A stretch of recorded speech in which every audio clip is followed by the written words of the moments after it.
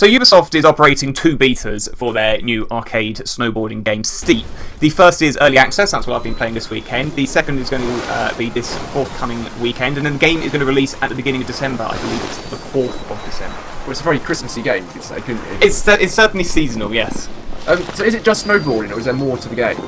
It isn't just snowboarding, actually, which surprised me, because I came to the beta not knowing a massive amount about it. It's not exactly been one of the biggest headline grabbers of the Christmas season, and I do wonder whether it will suffer a bit, actually, releasing pre-Christmas. But nevertheless, there are actually 4 different activities, 5 if you include walking, but I don't think we're going to include that as an extreme sport. So we've got snowboarding, which you can see on the screen right now. You can also switch to skis, so if you're more of a traditionalist, you see, I can't snowboard, but I can ski.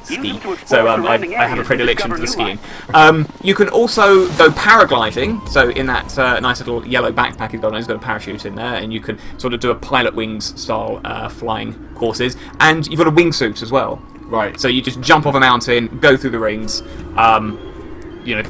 do a few very basic tricks. It's more a Pilot Wing style simulator when you're doing the parachuting and the wing gliding. So it's open world and it's got a main focus on exploration, is that right? Well, it has an exploration aspect to it. So basically, you saw the map there very briefly actually. You can teleport to your base camp, which is where he is now. You can crack out your binoculars and look around, and if you see the starts of courses, then that'll register on your map. So there's an exploration in that sense, in that you can look around with your binoculars. You can also just randomly snowboard or ski around, and as you pass by the starting lines of events, it'll unlock them again on the map. Once you've unlocked these, you can fast travel to them at any point. You did briefly see the map there, actually. It's interesting, the map. I mean, obviously, it's a Ubisoft game. So does it suffer from the Ubisoft map syndrome? It definitely has a Ubisoft map. It's difficult to say without playing the full game whether it'll have map syndrome.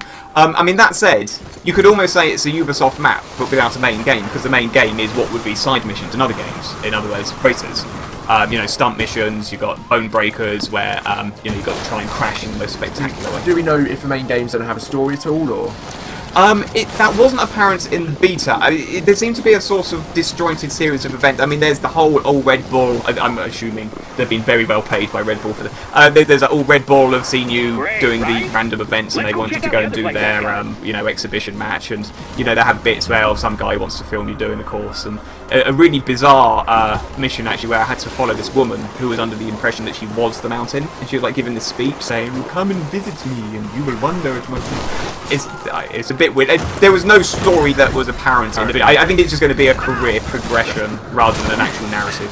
Do we know? Is it going to be a full price release? Do we know? Or I believe it is a full price release. How's the presentation? The presentation actually is quite nice. You can see the graphics for yourself actually. Every time I went into the map, it really reminded me of Mirror's Edge Catalyst, because that sort of clinical whiteness, and you can see the red marker in the distance there. They denote objective points or the beginnings of events and so forth.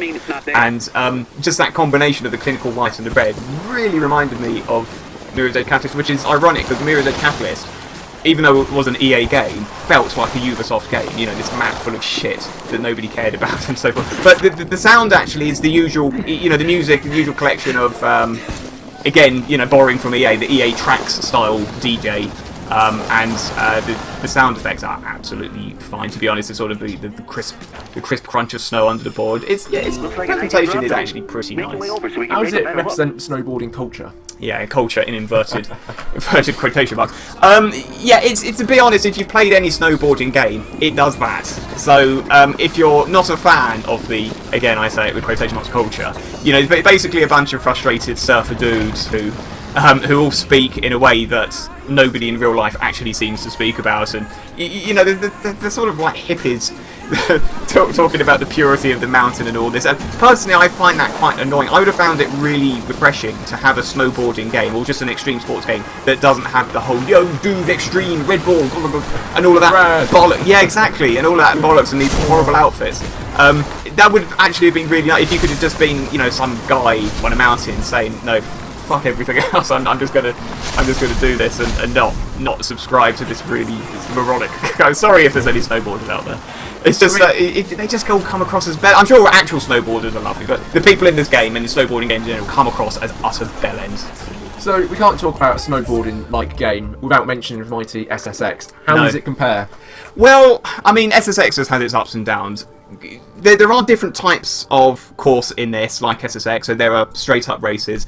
I mentioned the bone breakers, where you basically crash as many times as you can. And there's also a stunt.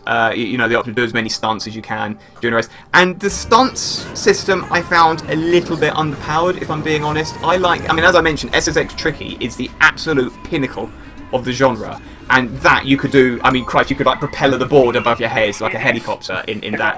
In this, although it's very much an arcade game, it does seem to have reined in the outrageousness of the stunts, and I think that is to its detriment. Again, it's just a beta, but I can't see that really changing that much between now and when it's out in 3 or 4 weeks.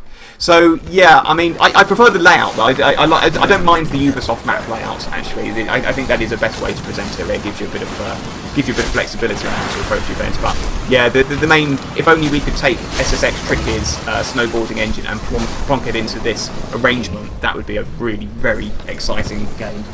So it's a good idea, but it's not quite pulled off the gameplay.